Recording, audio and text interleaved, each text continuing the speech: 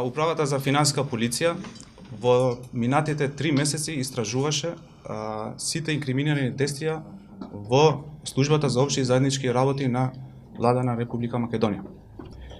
При тоа, вчера се заврши успешна и со поднесување на кривична пријава до основното обвинителство за гонење на организиран криминал и корупција за двајца пријавени во тие инкриминирани действија.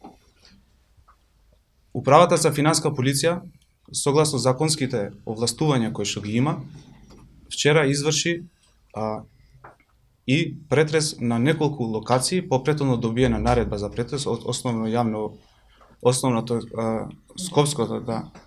суд Скопје 1, при што од тоа се утврди дека во неколку локации има одредена документација, финансиска документација, која што претhodно не беше дадена на припадниците на Управата за финансиска полиција. Исто така, по извршениот претрес, во тие локации одземени се одредени електронски уреди, неколку USB-ња и едно патничко возило. Истите се одземени и се во тек да се изврши форензичко вештачење на истите по претhodно добиена наредба од јавниот обвинител.